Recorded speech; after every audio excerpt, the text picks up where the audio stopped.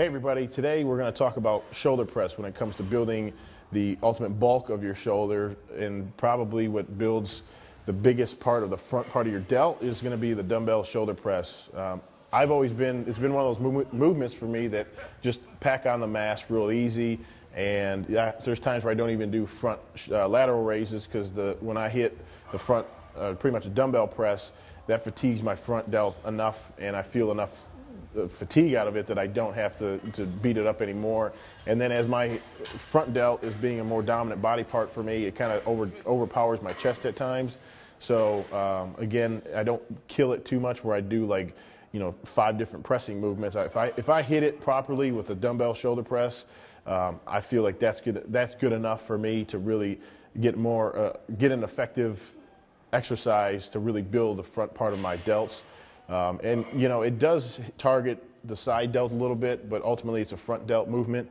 One of the biggest things with technique that I noticed that has helped me is getting a good range, getting down to where your humerus part of your muscle, the humerus part of your bone, which is your bicep bone that attaches from your shoulder to your elbow. You get that to move, that's what's going to really fire your shoulder. And anything, I don't like to lock out the movement because that's really just going to target the triceps. So I'm not locking out. I'm limiting my range of motion a little bit by preventing the lockout. When you see people in the gym that are cranking out the dumbbells and clanking them together on top and locking out, nothing really wrong with that. But for me, I've noticed that if I keep the tension on the muscle, keep my range of motion in that groove that works for me, just helps keep more tension on the muscle and helps keep the fatigue factor higher when it comes to beating up the muscle. Ultimately, that's what we want to do is break down the muscle fiber, fatigue it as much as possible, and then rest it, recover it, nutrition, and everything that comes with it. So you want to feed it after. With the dumbbell press, I'm able to get a better range of motion versus the bar sometimes, and it feels a little bit more comfortable.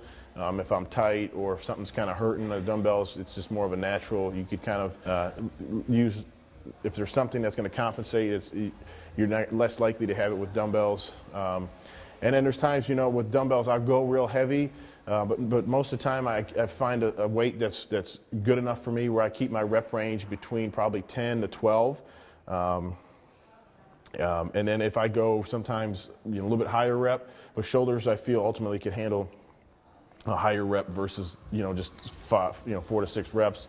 I don't feel like I get enough fatigue, enough blood into the shoulders, so I like to go a little bit higher rep, between 10 to 15 on average, usually 12 to 15 or 10 to 12.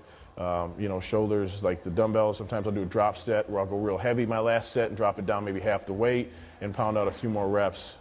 You could really get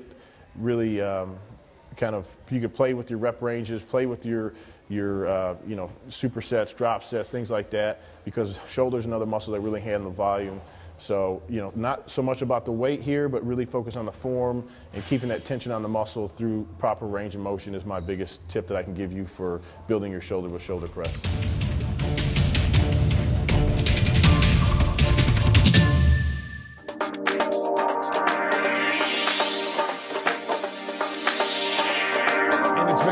It's given us another option to, like you said, we have the supplements, we have smoothie bar, but it's now given us another option to almost kind of get in the game with Fuddruckers and the pizza place and the Chinese food down the street. Now to give people another option, they can come in at lunch, get a healthy option for lunch. And to be able to come in and say, hey, I took a healthy lasagna home, ate it. Yeah, people are very interested, and then they go to their website and check out the icon.